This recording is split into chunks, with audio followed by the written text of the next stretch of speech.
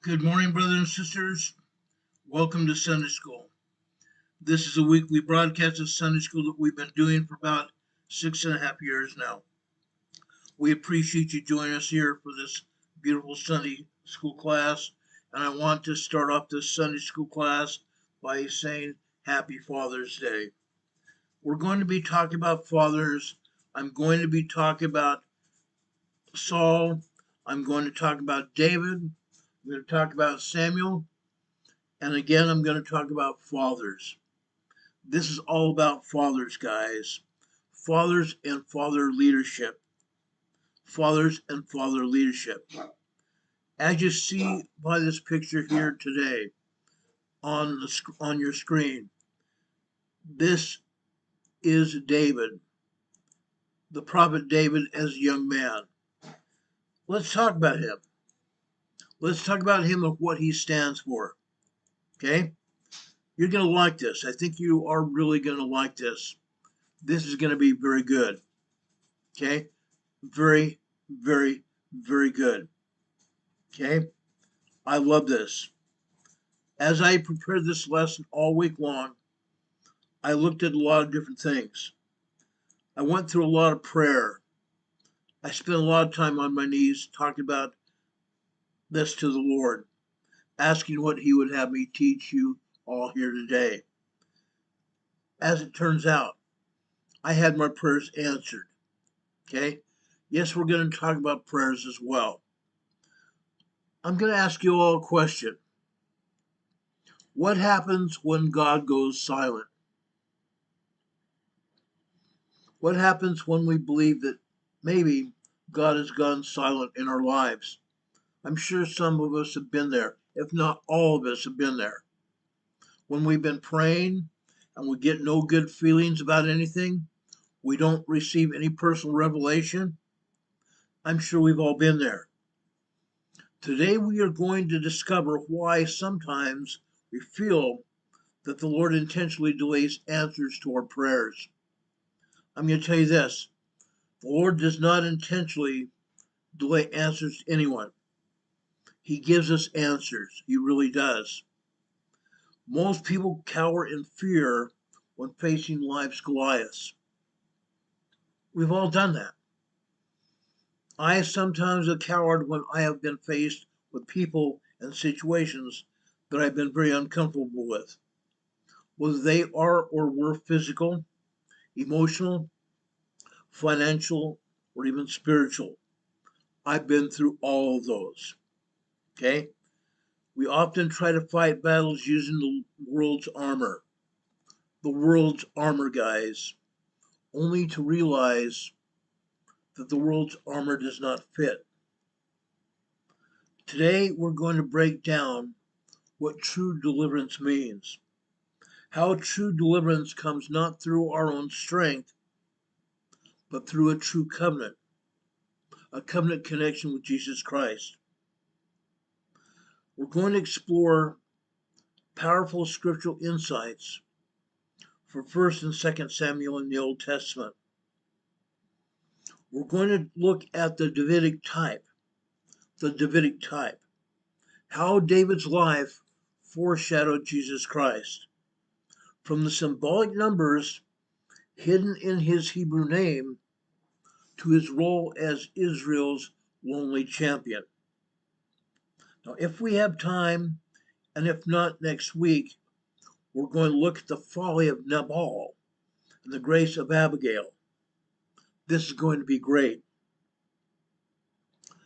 We will take a deep look into 1 Samuel chapter 25, uncovering a beautiful allegory of the atonement of Jesus Christ found in all of Scripture.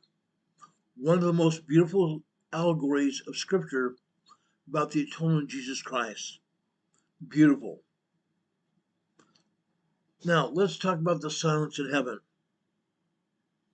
Why Saul's tragic turn to the witch of Endor serves as a warning to us to never give up on the Lord's timetable. Never give up on the Lord's timetable, but to let God prevail. Let God prevail. How many of us have been here? How many of us have been there? Felt like totally giving up on the Lord's timetable, or totally giving up our lives. We've all been there. But we need to let God prevail. Through the spiritual stretch of unanswered prayers, and how Old Testament stories of King David, Saul, and Abigail reveal the ultimate pattern for overcoming your personal giants. Today, we're going to start off in chapter 17 of 1 Samuel. We see the Philistines coming to battle yet again. In verse 3, and the Philistines stood on a mountain on the one side, and Israel stood on the mountain on the other side. There was a valley between them. And so now the stage is set for this battle, this conflict. And there went out a champion out of the camp of the Philistines named Goliath of Gath, whose height was 6 cubits and a span. A cubit is a distance, guys, a cubit is the distance from the fingertips to the elbow. From the fingertips to the elbow. Now, we would roughly say, depending on the height and size of the individual, somewhere in the neighborhood of 18 inches. I believe mine is probably closer to 2 feet, maybe 22 inches. Okay? So now, let's look at this. On some people like myself, like I said, the span between my fingertip and my elbow may be longer than that. So if we were to add all this up, 6 cubits and a span, Goliath would be roughly 9 feet 6 inches tall. Now, there's a little number factor here to consider. In 3 different ancient sources, there is a slightly different number. In the Dead Sea Scrolls, the Septuagint, the Greek translation of the Old Testament, that's at the time of Christ being used, as well as in the writings of Josephus, the number is actually 4 cubits and a span, which would make Goliath around 6 foot 6 inches tall. That's a huge difference between 9 feet and 6 feet 6 inches tall. Now, guys, that's still tall. 6 foot 6 inches tall. I have one of my friends here in Morganton, a very dear friend of mine, an insurance agent. His name is Adam. He is 6'10". 6'10". Adam posted a video on Facebook yesterday of him shopping.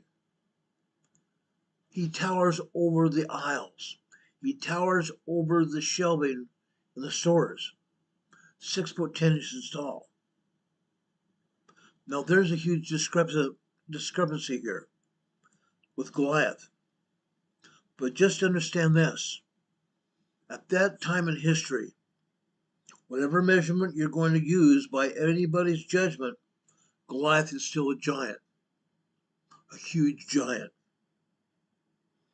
Now, if we go with 4 cubits and a span, that would mean that the average height for other men would be significantly shorter than 6 feet tall.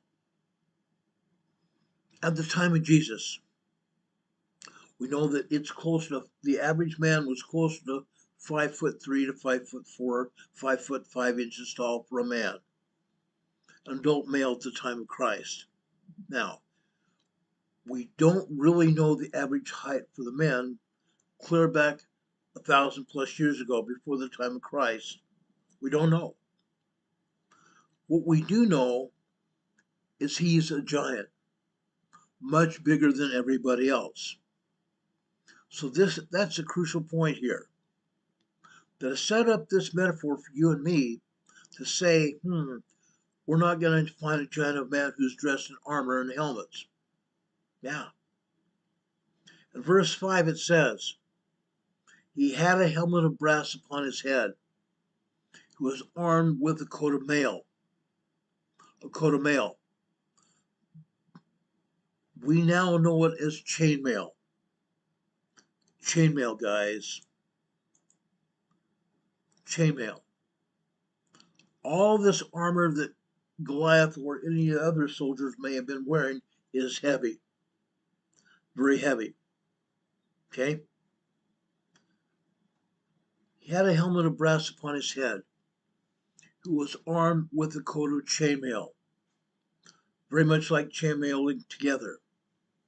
The weight of his coat was 5,000 shekels of brass. 5,000 shekels of brass.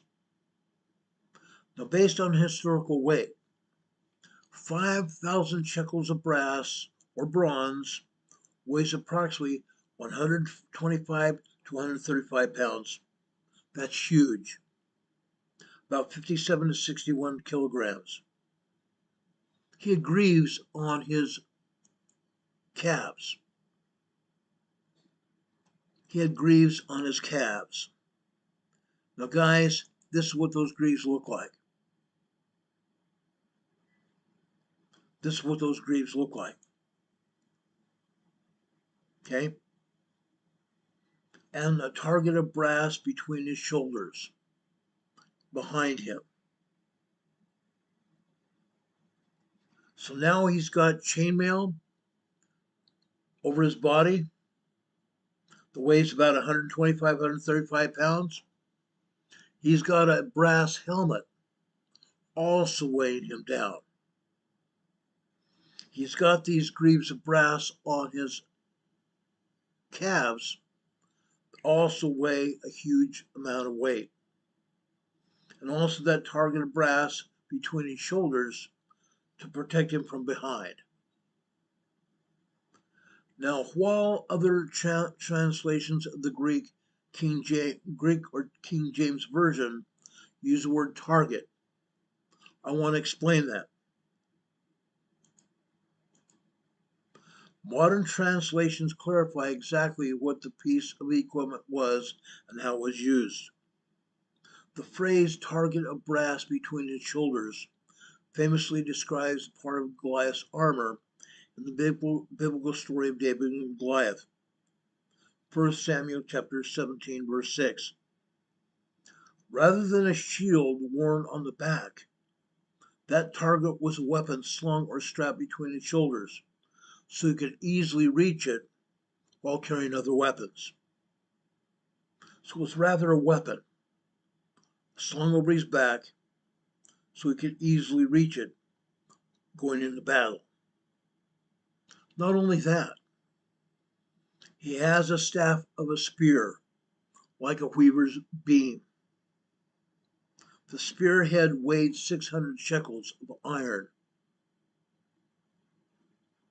600 shekels of iron. About 1/4 of the weight of that chainmail that he wore. Okay? Unreal.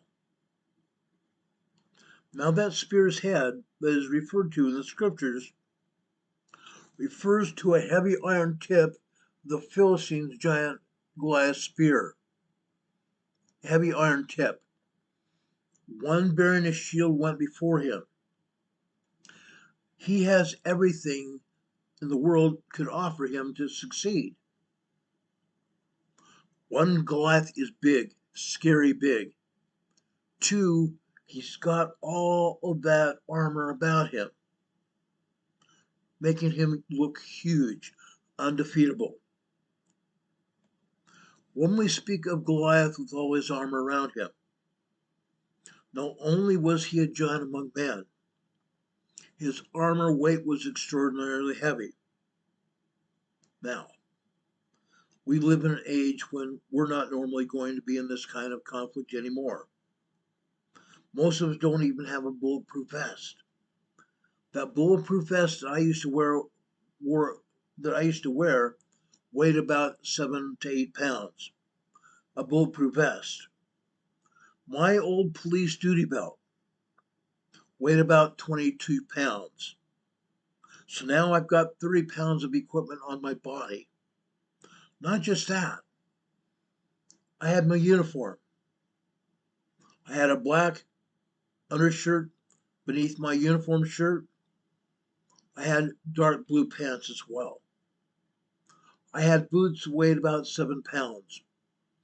Big leather police boots. So now I'm all dolled out. About 40 pounds of gear, including my boots. That's huge. Now, guys, when I was wearing my bulletproof vest under my uniform shirt, when I was wearing my duty belt, when I was wearing my boots, I looked formidable. Okay? Some people said, even my friends said I looked scary. I looked like a huge man. Okay? Now, he went out to battle with David. He also was surrounded by other Philistine soldiers, also wearing heavy chainmail and armor. Okay? Today, we probably won't ever see anything like that again. We all see police officers. We all see National Guard troops and our other military and all the gear that they wear. Now, getting back to David and Goliath, this would be a physical hand-to-hand combat situation here between David and Goliath. Physical hand-to-hand combat. Now, send out a champion. Excuse me. Send out a champion to fight on behalf of all the army behind them. All of us have all kinds of Goliaths in our own lives, in our own world. We all have our Goliaths that we face, either electronically, spiritually, relationally, emotionally, and yes, we even have some physical challenge. All of us have physical challenges. Now, you're going to notice that there's a response from Israel here that we can learn a lot from in our own day today. It says here in the scriptures, the Philistines said, so this is Goliath, shouting to these Israelites on the other side of the mountain, other side of the valley. I defy the armies of Israel this day. Give me a man that we may fight together. When Saul and all of Israel heard these words from the Philistines, they were dismayed, and many of them were sorely afraid. Those two qualifying attributes here, dismay and greatly being afraid, can have a devastating impact on everyone. Anyone and everyone, including David, Saul, all of Israel. Now, it's very fascinating to me that when I look upon my own life, when I look at my own challenges, the Goliaths that I face today or the Goliaths I faced during my career as a cop, there is human nature, a natural man response to be afraid and to be greatly dismayed and even to cower back in fear because I don't feel like I have a chance against some of these battles that I've faced or the challenges that I have in front of me. Challenges that I have in front of me, guys. We all have them. All of us. We're told here this battle goes on for 40 days. 40 long days. Now, in verse 16, at which point David, the youngest son of Jesse, is sent by his father to deliver some food to his older brothers. David is just a young man, maybe a teenager. He is sent by his father to deliver food to his brothers, his trusted brothers. who are out there with this armies of the Israelites, who are cowering in fear from this great big huge man Goliath and the army of the Philistines. David is there when he hears the giant of a man shouting insults and threatening Israel and begging them to send out a champion so he can prove how much better he is than anyone else. Unreal. So you see what we're talking about here? It's huge. This is huge. Hurricane Heather says, I thought you were always a good-sized man, sir. Yes, I was. Okay? Before I got older, I stood 6 foot tall. There were several doctors in my life during my years that I went to the doctor and had them measure me and everything else. 2 doctors argued over a quarter of an inch. One doctor said I was 5 foot 3/4 inches tall, 5 foot 11 3/4 inches tall. Unreal. The other doctor said I was 6 foot tall. They argued over a quarter of an inch high, or even a half an inch high. They argued over it, guys, right in front of me. It was hilarious. Yes, I was kind of a tall man. I was pretty built because at the time I was always working out. Why was I working out? Because I wanted to be very, very fit in case I went to fisticuffs with anybody, hand-to-hand combat. Yes, that did happen. Okay? So I look at myself in this same picture. Okay? David is here, hearing the giant of a man shouting insults at him and Israel, begging Israel to send them a champion out so he can prove how much better he is than anybody else that they're going to send him. Now, do you remember that when Saul was chosen to be the king, he was head and shoulders taller than all of the other Israelites? That was Saul. Head and shoulders taller than all of his other Israelite people. Now, so of all the people he would be going to fight Israel,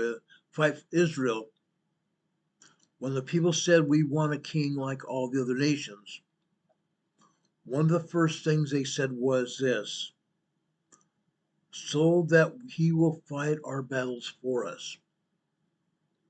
Israel wanted a king to fight their battles for them. They didn't want to have to go to war themselves.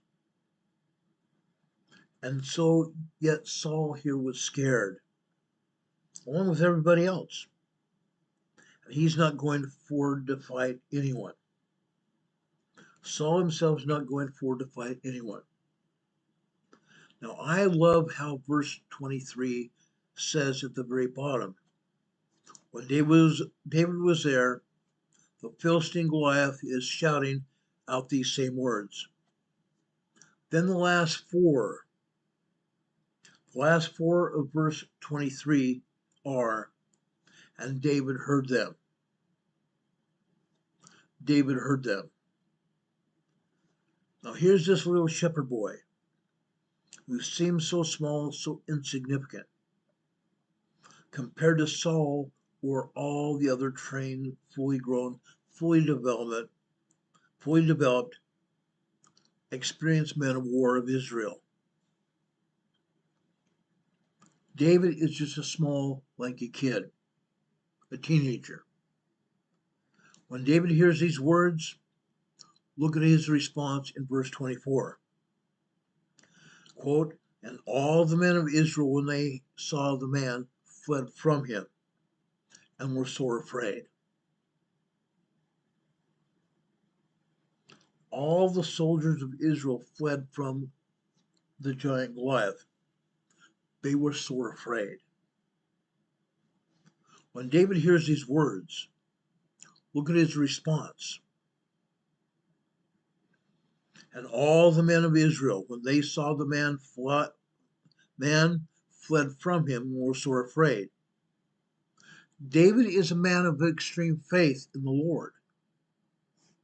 There's this contrast of facing your fears, facing your Goliaths, versus being faithful. David is a man of extreme faith. Faith leads to actions. Faith leads to actions. Now, even though you don't see the end from the beginning, you move forward anyway. Fear leads to inaction. Faith leads to action. Fear leads to inaction and to trembling and cowering backward. This is called a retreat. Okay? Now, I really love this story because now David starts asking the questions like, who is this uncircumcised Philistine they should defy the armies of the living God? That's a powerful statement right there. David is clearly replaying all this in his mind. Remember, all these Israelites that study the scriptures, all of them, they knew the scriptures. They knew the Lord, what the Lord had done for them. All the things that the Lord God of Israel has done to deliver them up to this point. He's thinking that this is nothing compared to Pharaoh. Remember Pharaoh and his armies that chased Moses and the children of Israel to the Red Sea? And all the conquest of Canaan that they'd already been through? So David goes to Saul, the king. And remember, David is nobody. He's not even a soldier. David is just a shepherd boy who brought some provisions for his older brothers who were soldiers. David is not yet fully developed. He's still a youth. In verse 34, it tells us, David said to Saul, let no man's heart fail because of him. Now, we have to tell ourselves, this David guy has all kinds of courage to say this. Thy servant will go and fight with the Philistines. Those were bold words coming from one who looks so incapable of taking on such a foe as Goliath. That's huge. That's huge. Thy servant will go and fight with the Philistines. Those are the bold words coming from David, a young man. Now, so Saul, at this point in time, Saul says to him, thou art not able to go against this Philistine, to fight with him, for thou art but a youth, and he a man of war from his youth. Goliath is a big man. He'd been trained.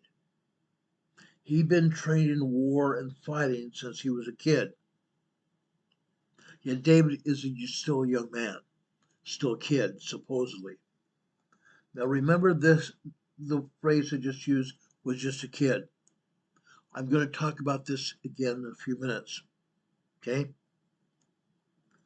These undeveloped, non-experienced young men who are willing to go into a terrible situation with absolute faith, rather than shy away from the battle of abject fear. David was willing to go to battle with absolute faith, not shy away from the battle with fear. Now then here, David recounts to King Saul all the things that he has done to defend the sheep. Remember, he was a shepherd boy. David is telling Saul all the things he's done to protect the sheep and to kill a lion and a bear and how he's been delivered by God out of the hands of both of them. Then he finishes in verse 37 by saying, even as he's delivered me out of these wild animals, he will deliver me out of the hand of the Philistines. Amazing, huh? Amazing.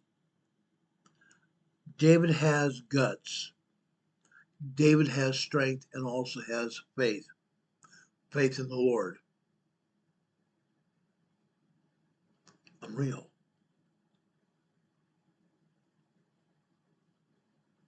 He will deliver me out of the hands of the Philistines.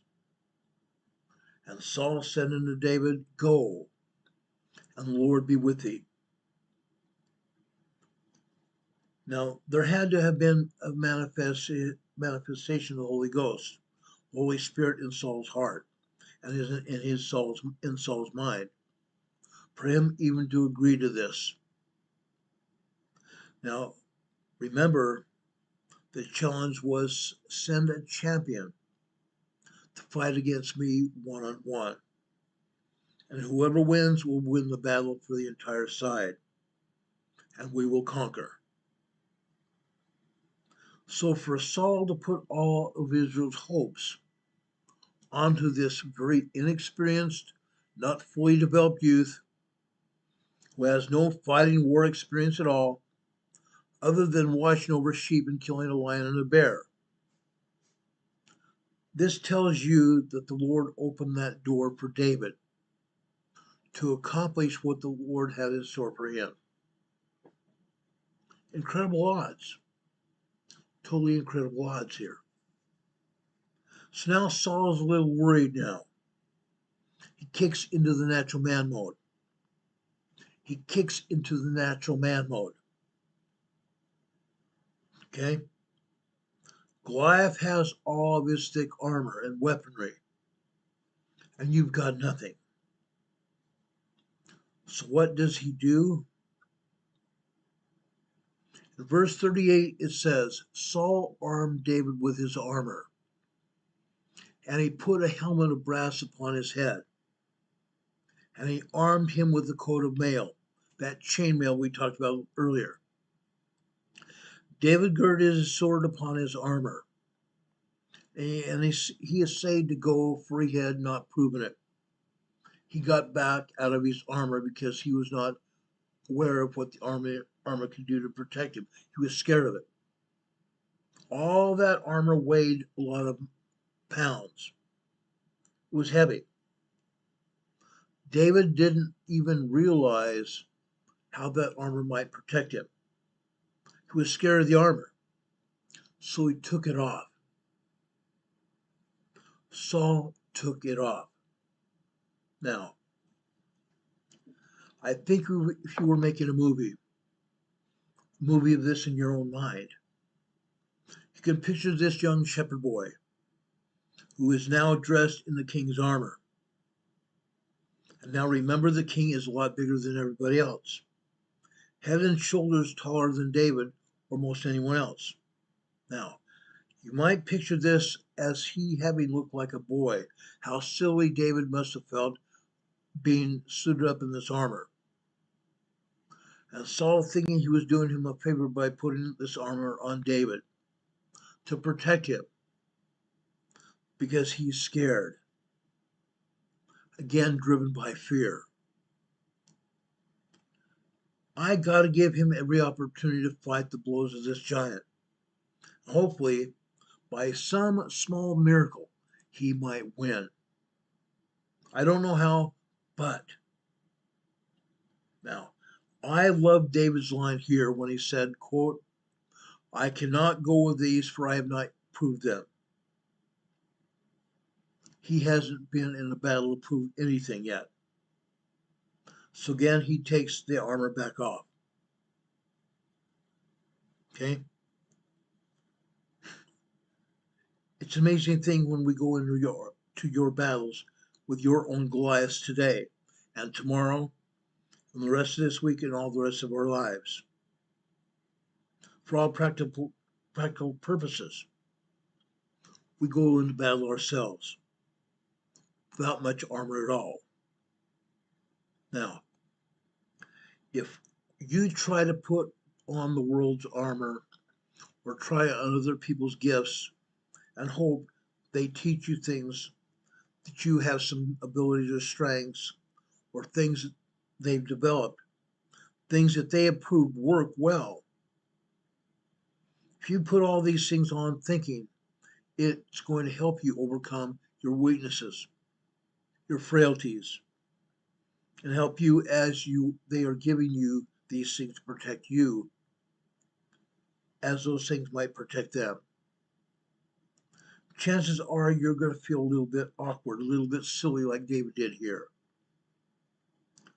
Now, I love his faith in God when he takes the world's solutions back off and takes upon himself God's promised solutions. David takes himself to put on God's own solutions here. Incredible, guys. It's really incredible here. I'm going to put Goliath down here in the bottom right-hand side. I'm going to put David back up here. You can see the difference here.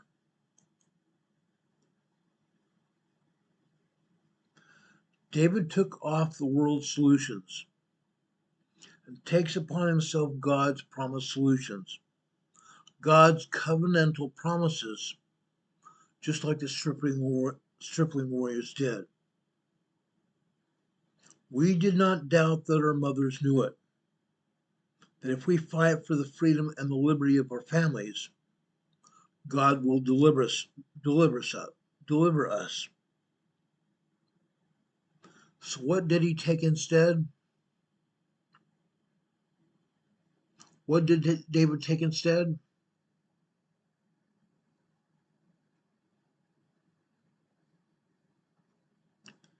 In verse 40 it reads, he took his staff in his hand and chose him 5 smooth stones out of the brook.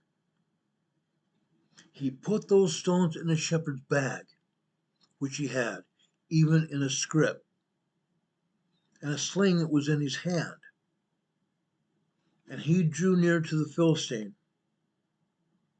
So he goes with the things that he has proven to be effective. David now has the things that he has proven to be effective to help him win battles between the lion and the bear. David is faced with Goliath. Goliath coming down on him.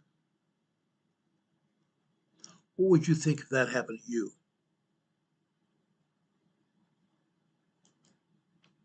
What do you think this would happen if this happened to you? You facing Goliath, a huge, tall, muscular man, all decked out in all that armor. And David only wants a spear, a staff, and a sling and some rocks, some stones. Now, you get the dialogue where the Philistine Goliath makes fun of David and mocks him and can't believe that the Israelites would be so silly to send such a young, small youth to face him, this mighty man of war and valor. Huge difference. It's a huge difference here. David's response in verse 45 is so powerful. He doesn't cower backward in fear. He stepped forward in greater faith. David says, thou comest to me with a sword, and with a spear, and with a shield. And I come to thee in the name of the Lord of hosts, the God of the armies of Israel, whom thou hast defied. This to me is one of the most powerful parts of the story when I try to find an application in my own life. I have tried to overcome certain things, certain challenges, certain wrestles again and again throughout my life, and it's painful, very painful. Now, guys, when I was a police officer, I fought men who were a lot bigger than I was. Yeah. I had to go to fisticuffs with several people, bigger, uglier people than me. I had backup.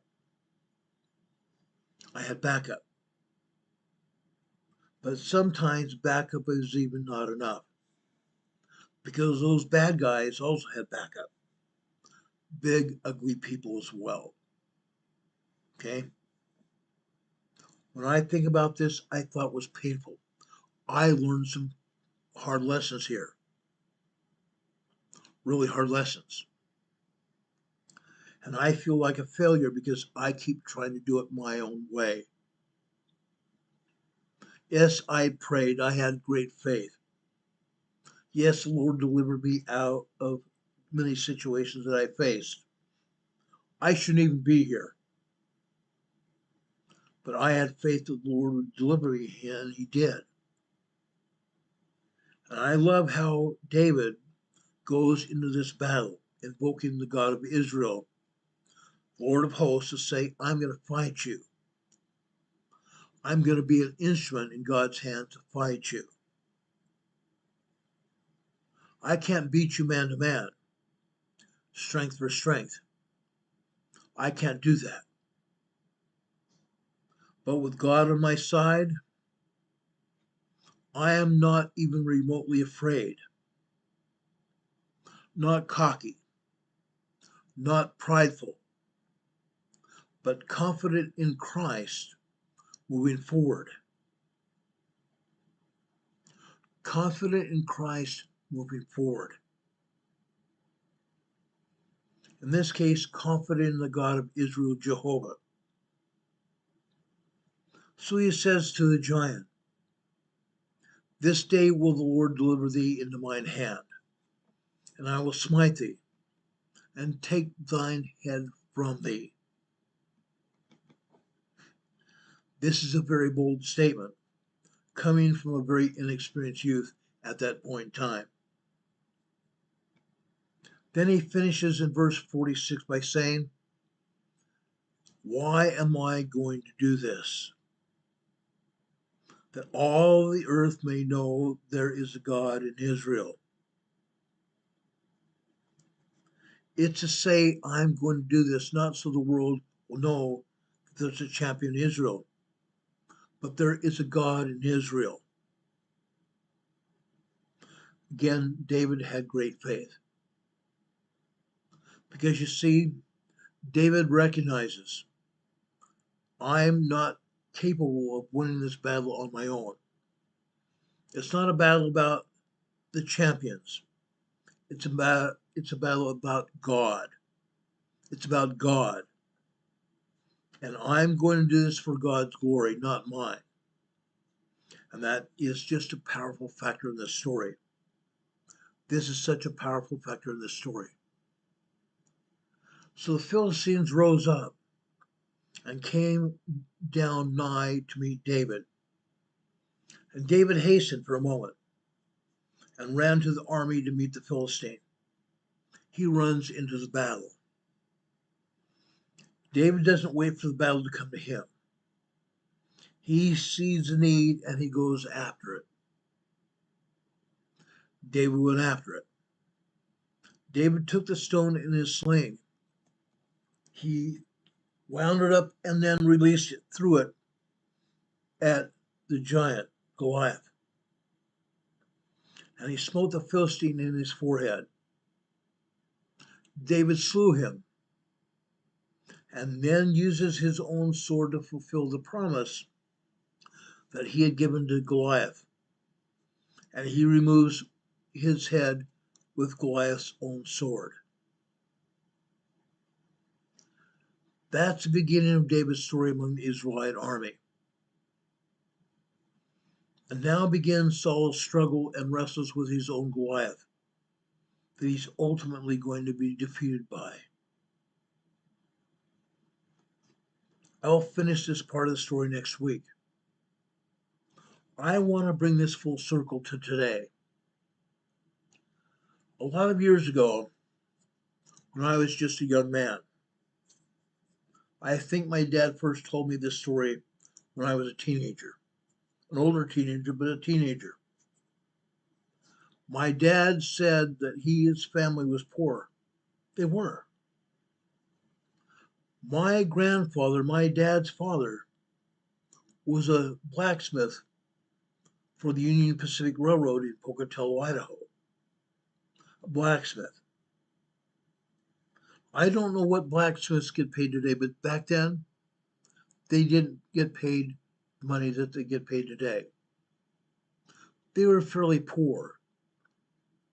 Now, you may not know it, but my dad had 10 other brothers and sisters. 10 of them. 11 children in their family. They didn't have much. They basically had a 3-bedroom home. The sisters were in one room, the brothers were in another, and my grandfather and grandmother in the other room. A very small house. They basically lived off the land from the garden that they had in the backyard. I remember that garden very well because I was out there many times with my grandmother. She'd ask me to pull vegetables out of the garden and bring them in the house to feed us. That's how they lived. That's really how they lived. Yes, they had some stores. Yes, occasionally they would go to the store to buy certain things, but they didn't have much money. My dad, as he was growing up, wanted to buy some things for himself, things that he might need. So he went out there trying to find a job. My father went out to a company in Idaho there, where he lived, that made great big huge concrete block. These 16, 18-inch concrete block. 4 to 5 inches in depth here, and another 9 inches tall concrete block. Now, occasionally, I was able to lift 2 concrete blocks with each of my hands, carrying 4 concrete blocks that were heavy, about 25 pounds apiece.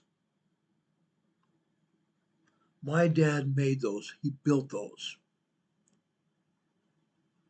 My dad went out and found a job building concrete block. At first, he had a small problem. He had no prior experience working in a concrete building of that kind of environment, making concrete block. My dad told the owner that he would give him a fair chance, give the owner a chance to see what he would do to help that company and to build block. My dad told the owner of that company that he would outwork any man in the company. That is exactly what my father set out to do, and he did it. After a short time period,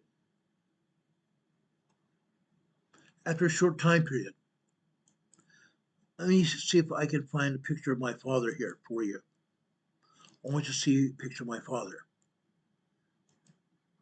Give me just a second here. I should have done this before I came on the air.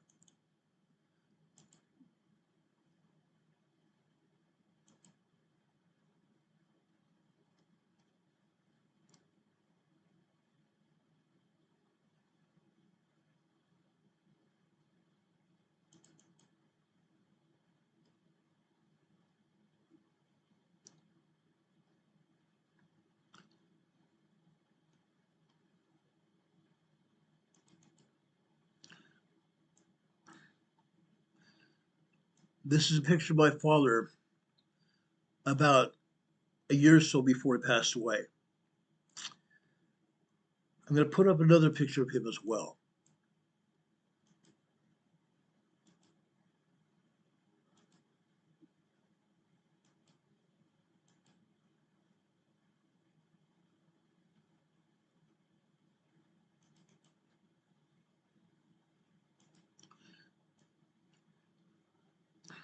Okay, so I'm showing you two pictures of my father, and that's one of my sisters in the background on the left-hand side.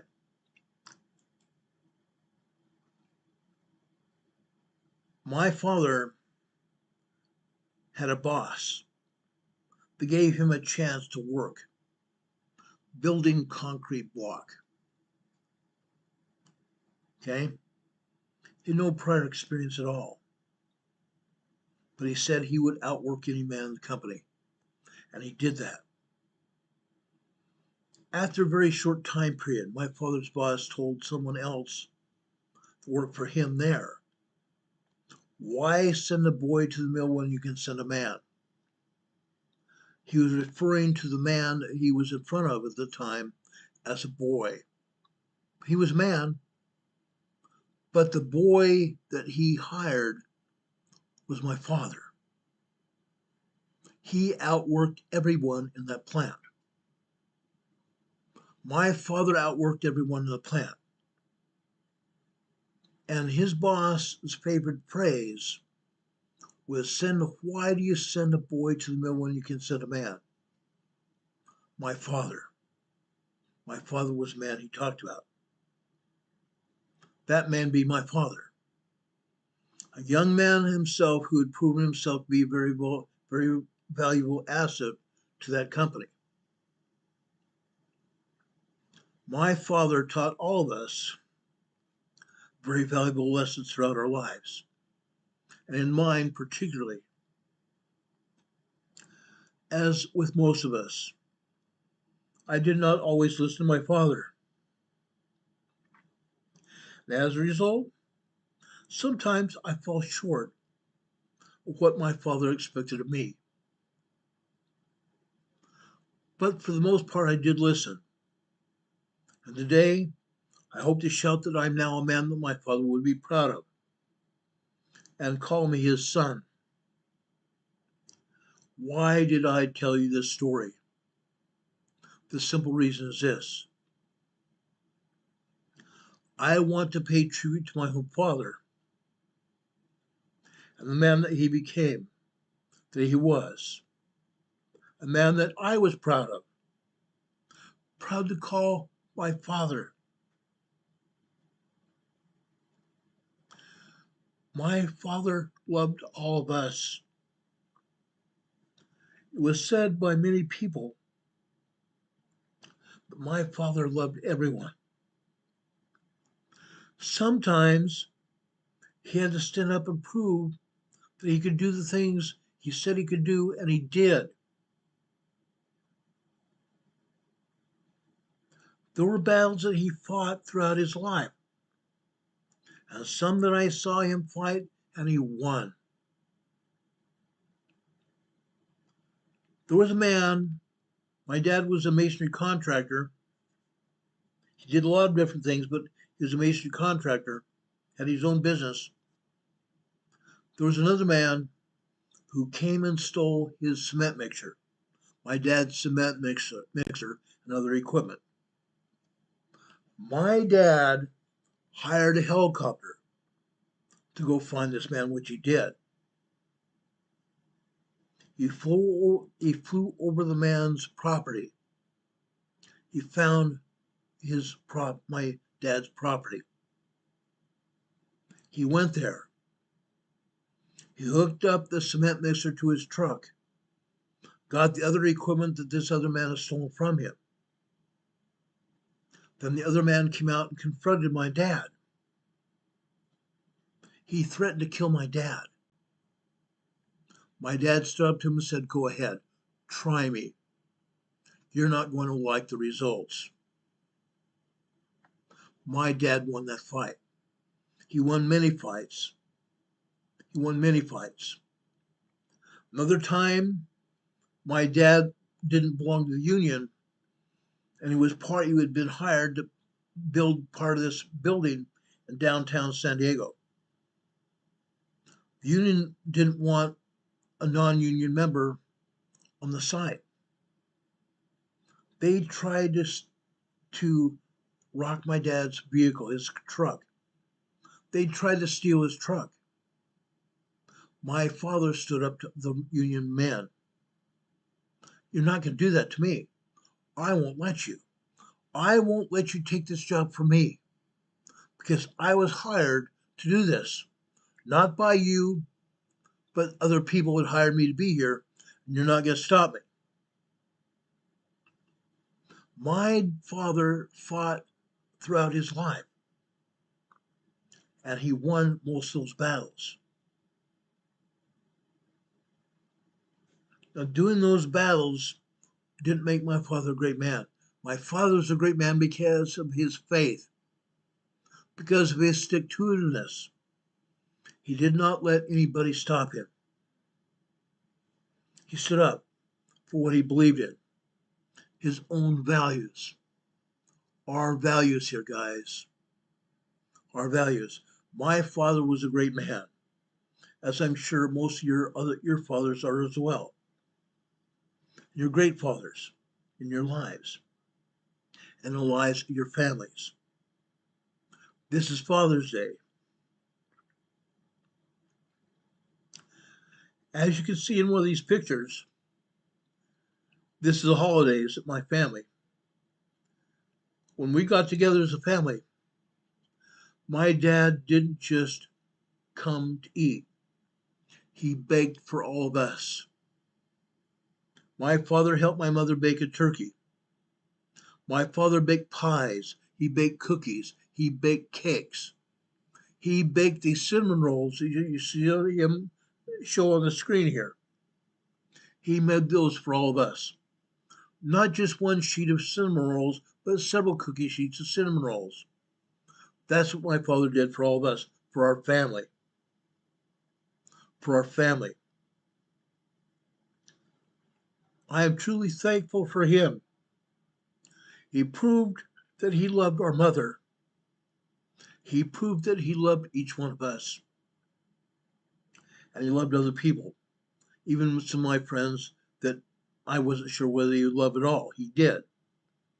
And I'm truly grateful for that. I honor the guidance and sacrifice and love that my father and your fathers give to us, provide for us. My dad was a rock. He was a real rock. When you didn't have my hand, you always had my back. Thank you for being my anchor. For the mentor, a father is someone you look up to, no matter how tall you grow,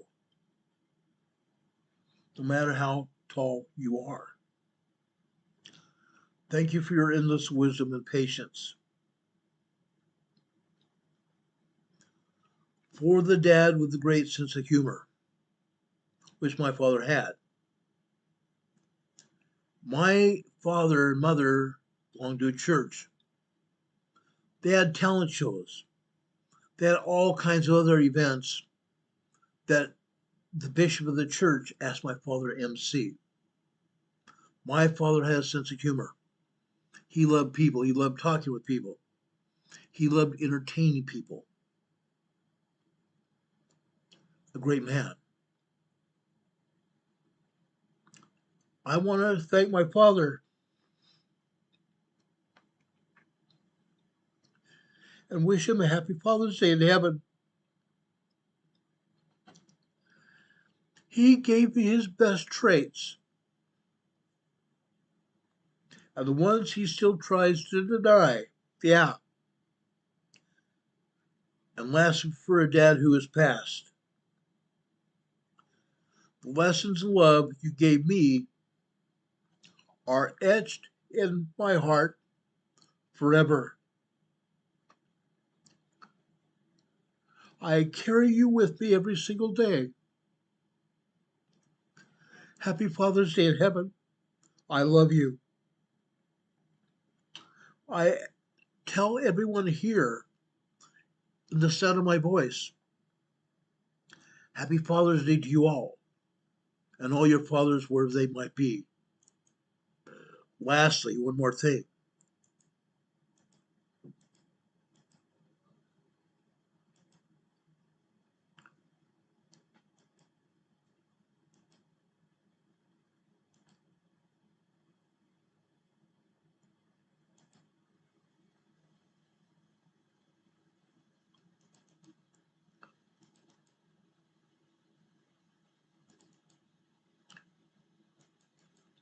I want to show you this.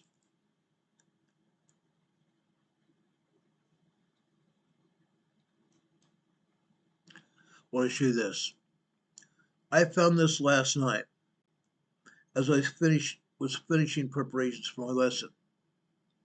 A father's footsteps. Proverbs 20, verse 7. The righteous man walks in his integrity. His children are blessed after him. A father's love is steady, not always loud or seen. It's found within the little things, the spaces in between. In his early morning sacrifice here, guys. That's what's important here. Early morning sacrifice. My dad got up to make sure we got off to school. Sometimes he took us to school when it was very, very bad weather out. He made sure we got to school safely. Long days and quiet prayer. Strong hands to carry burdens, heavy loads. A heart that's always there. A righteous man walks faithfully, though roads are often steep, planting seeds of honesty. His children one day will reap. His words become a compass. His life becomes the way. A living testimony long after yesterday. Not perfect, but still willing to lead with truth and peace and grace. Reflecting strength and great gentleness in every worn place. And generations rise behind the path his feet once trod. Because a faithful father first learned to walk with God. My father learned to walk with God. I want to share that with you because that poem means a great deal to me. It typified what my father was and is to me today. A man that walked with God. May God bless each one of you men, that you may truly have the strength and fortitude to protect your families, to give them what they need. Fathers and mothers are providers, but fathers are the hard side. Fathers stand up for truth and righteousness, as mothers also do. Mothers are the softer side. Mothers are the softer, more gentle, loving side. My dad was a fighter. My dad stood up for righteousness. He stood up for each one of us. He taught us to stand up for each other, and stand up for our family, and other people looked up to us. Let's us be fathers as an example to our friends and family. Let's honor our fathers today. Happy Father's Day, everybody. Happy Father's Day. May God bless you this day and always. May God bless you. You may have the fortitude of God, the faith in God to stand up and be counted. Counted for righteousness' sake. Counted for righteousness' sake. May God bless you always. May God always be with you. I ask the Lord's greatest blessings upon each of your heads today. May God be with you until we meet again. We'll see you on the other side, guys. As with always, I'm going to play a hymn for you. God be with you till we meet again. I love that hymn. God be with you till we meet again, guys. Have a great day. We'll see you on the other side. Take care.